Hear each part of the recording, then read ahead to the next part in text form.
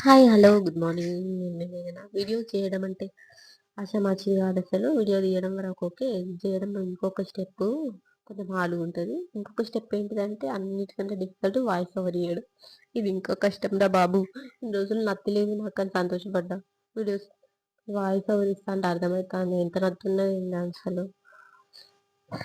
నేను తినడం ఆపేయాలి. అప్పుడు నాలుక కొంచెం పలచబడతది. ఇప్పుడు నేను ముగ్గేస్తున్నా. ముగ్గంటే గుర్తొచ్చింది. ముగ్గులు రాకపోయినా కానీ అక్కడ ఇక్కడ చూసి నేర్చుకొని మనం ఏయడమే మన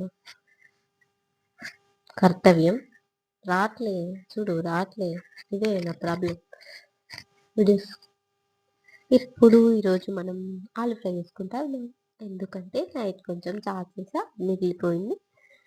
చారు కాంబినేషన్‌లో ఆలు ఫ్రై చేస్తే ఇంకా బావుంటది. పిల్లలు బాగా తింటారని చెప్పేసి ఆలు ఫ్రై చేస్తున్నా.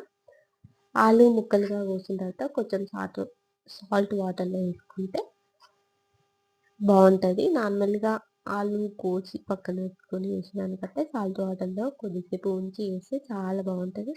ఫ్రై మంచిగుంటది. ఫ్రై చేయగానే కర్రీ పైన మూత వేయకూడదు. ముక్కలన్నీ మెత్తబడిపోతాయి. ఇదేమో మా నాన్నగారి క్యారెట్ అనమాట. అదేం కర్రీలో వేయను. ఏం భయపడకండి. ముక్కలు కొంచెం గోల్డెన్ రంగులో కాగానే